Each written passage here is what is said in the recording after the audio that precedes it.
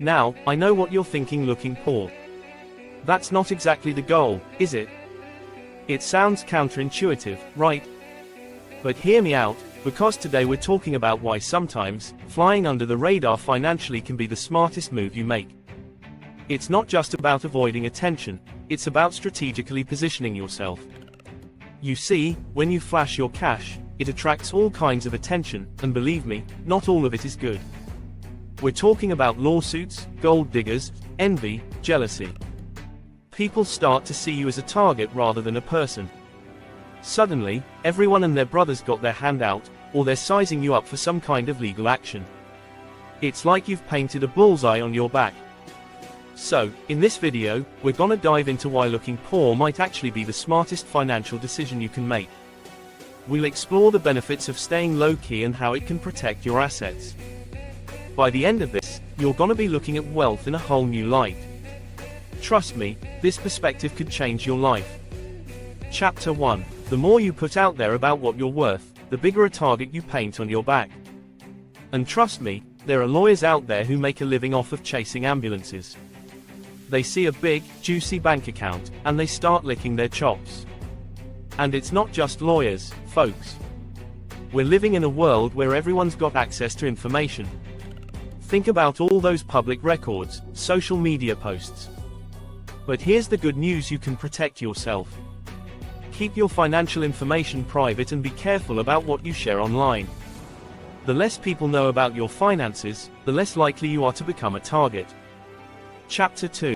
Let's talk about keeping up with the Joneses. You know, that never-ending race to have the bigger house, the fancier car, the most expensive clothes. It's a cycle that can be hard to break. It's a recipe for financial disaster. The pressure to keep up can lead to overspending and financial stress. Because here's the thing: there will always be someone with more than you. No matter how much you have, someone else will always have something bigger or better. So if you're constantly trying to match their lifestyle, you're gonna end up in a mountain of debt. This can lead to sleepless nights and constant worry. But here's the good news: you don't have to play that game. You can opt out and choose a different path. You can choose to live below your means, save your money, and build a solid financial future. This means making conscious decisions about your spending. Every dollar you don't spend on a fancy car. Chapter 3. Avoiding gold diggers. Let's be honest, folks, there are people out there who are more interested in your wallet than they're in you. They're looking for an easy payday, a free ride, a sugar mama or daddy. And the more you flaunt your wealth, the more you attract these folks like moths to a flame. True love doesn't care about your bank account. It's about connection, shared values, and mutual respect. So if someone's only interested in you for your money, they're not worth your time. This applies to friends, business associates, even family members. Protect your heart and your wallet, and don't let the gold diggers take advantage of you. Chapter 4. Avoiding stereotypes.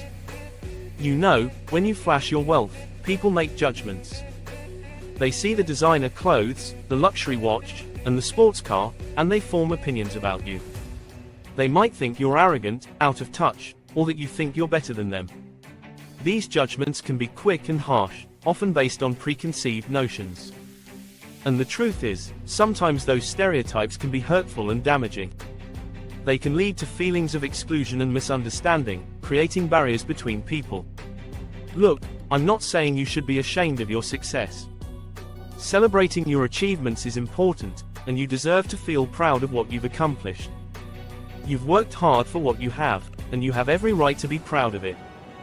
Your dedication and effort have brought you to where you are today. But there's a difference between being proud and being flashy. Flaunting your wealth can sometimes send the wrong message. It's about being mindful of how your actions and your possessions might be perceived by others. Reflect on the impact your display of wealth might have on those around you. Instead of rolling up in a flashy sports car, maybe you drive something more understated. This can help avoid unnecessary judgments and foster better connections. It's not about hiding who you are, it's about being respectful of the people around you. Consideration and respect go a long way in building positive relationships.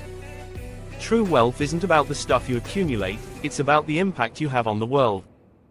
Your actions and contributions define your legacy far more than material possessions ever could. Chapter 5: Being Satisfied. There's a certain freedom that comes with being content with what you have. It's about reaching a point where you don't need to impress anyone, you don't need to keep up with the Joneses, you don't need to constantly chase after more. Because here's the thing: that chase never ends. There will always be a bigger house, a faster car, a more expensive watch. But true satisfaction, true contentment, comes from within. It's about appreciating the blessings in your life, big and small. When you're truly satisfied, you don't need to validate yourself through material possessions. You're at peace with who you are and where you are in life. Outro: Why looking poor might be your best decision ever. So there you have it, folks. We've talked about why keeping a low financial profile can save you from headaches, heartaches, and maybe even a lawsuit or two. But remember, this isn't about living like a pauper. It's about living with intention. It's about teaching the next generation that true wealth isn't measured in dollar signs, but in the richness of your relationships and the impact you have on the world. Because at the end of the day, it's not about how much money you have in the bank, but how much joy, love, and fulfillment you have in your life.